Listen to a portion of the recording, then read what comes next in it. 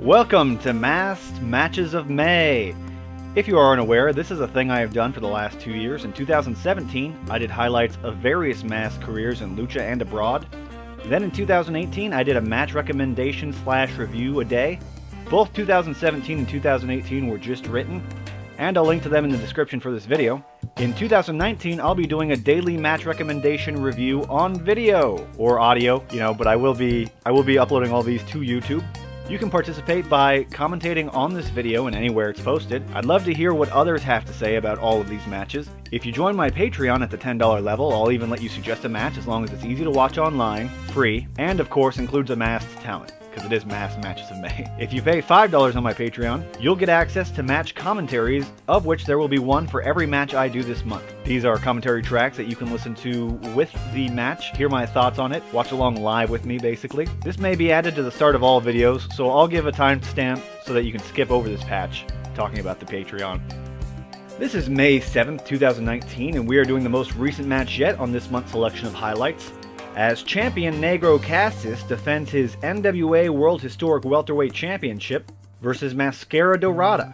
This match was taped on June 2nd, 2013 and aired on June 8th, 2013. We will start this breakdown with the title itself. There are 3 NWA World Historic Championships in CMLL in 2019, including this welterweight title along with a light heavyweight and a middleweight title, also with the NWA World Historic branding. In March of 2010, while Blue Demon Jr. was both president of NWA Mexico and NWA overall, he called CMLL to basically say, hey, you left the NWA in the early 90s, how about you stop using our belts? Which CMLL sort of did. Here's how the old belt looked, back when it was just called the NWA World Welterweight belt. And here's how it looks since adding historic to the title. It also restarted the lineage, which is a bummer as the original NWA World Welterweight belt was first held by El Santo in the 1940s, while this new historic version was first held by Mephisto in 2010.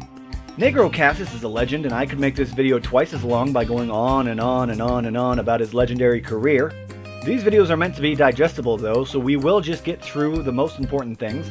Making his debut in 1979, he would lose his first hair match, or his first Lucha de Apuestas match, to the fellow rookie Eddie Guerrero in the 1980s. A loss that would be only one of 3 in his first 17 Lucha de Apuestas matches, with the other 2 coming from Negro Casas' biggest career rival, El Hijo del Santo. Before his 18th Lucha de Apuestas and loss in 2002 to Tarzan Boy marked a change in his career, becoming a Rudo pillar for CMLL in his early 40s, with shaving him signifying that a young talent was gonna be a big deal. Names like Mystico, the original, Roosh, and most recently Volador Jr. Negro Casas mostly worked in CMLL throughout his career, calling it home and being one of the great luchadors that defined the modern era of CMLL, having called it home since 1992, before that working with both them and UWA, another big promotion in Mexico. He also took place in New Japan Pro Wrestling's 1991 and 1992 Top of the Super Juniors tournament, which in 1994 would be rebranded as the Best of the Super Juniors tournament. Even with his storied career, Negro Casas has yet to win the Universal or Incredible Pairs tournament that CMLL hold annually, but both are rather new, Universal being introduced in 2009 and Incredible Pairs in 2010. Negro Casas made it to the finals of the Incredible Pairs tournament in 2010 when he and La Mascara lost to Atlantis and Mascara Dorada.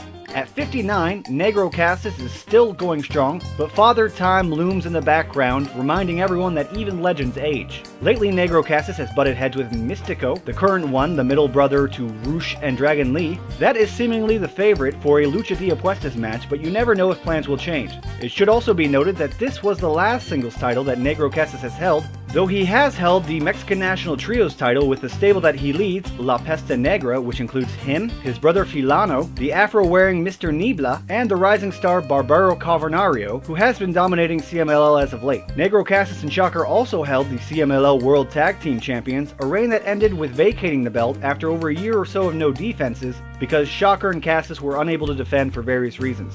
Okay, that's all on Negro Casas. As said, I could go on all day because he has had a 40-year-long legendary career.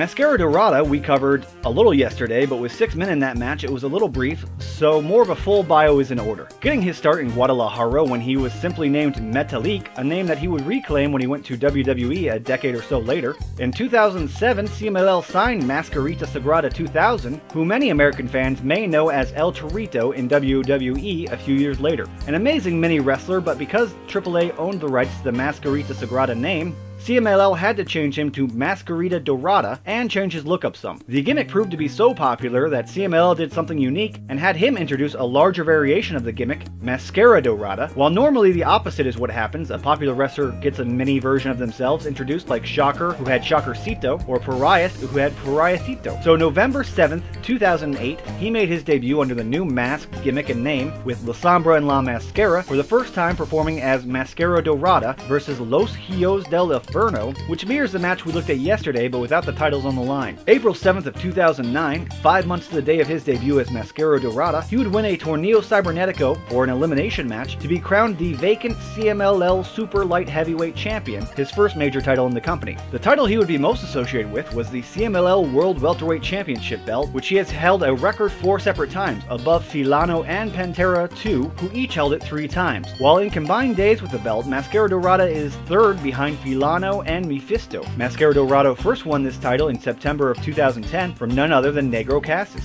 Mephisto, who has the most days with the CMLL World Welterweight Championship, having just recently dropped it to Dragon Lee after over 1,000 days with the belt. Mephisto having actually won it from Mascara Dorada before he left CMLL for New Japan and then WWE. Oh yeah, New Japan Pro Wrestling. In 2015, Mascara Dorada would sign a full-time contract with New Japan Pro Wrestling, which had him compete in the Best of the Super Juniors tournament for a 3rd time, having also competed as a CMLL talent in both 2011 and 2014 editions of that tournament, not winning either. Getting 8 points in 2011, 6 in 2014, and 10 in 2015. To compare, Negro got 8 in 1991 and 10 in 1992, though of course in the early 90s it was a 1-block tournament, not the 2-block that it has become. Mascara Dorada was also a well-decorated team player, having held both the CMLL World and Mexican National Trios titles over 3 reigns. He also won the first 2 Incredible Pairs tournaments with the then Rudo Atlantis, winning the first tournament by beating La Mascara and Negro Casas in the finals. These days, Mascara Dorada competes as Grand Metalik over in WWE. I should probably cut the bio here so we can actually get to the match.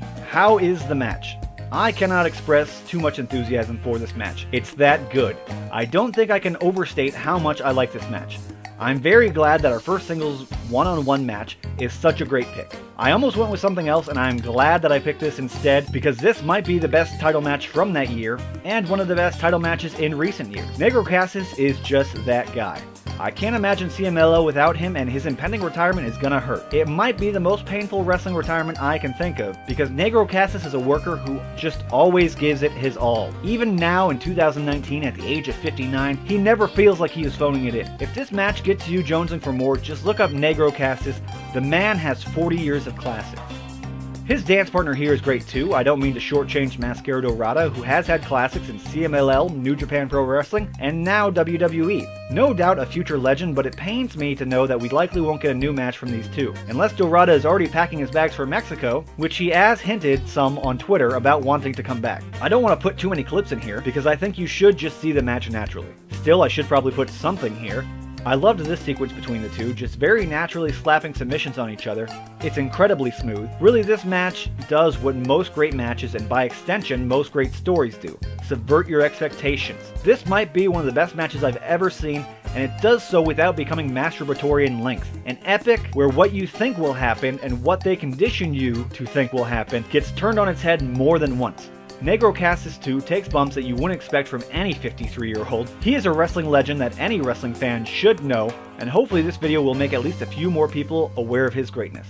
That's all for today's match review. This is Lost in Lucha, signing out.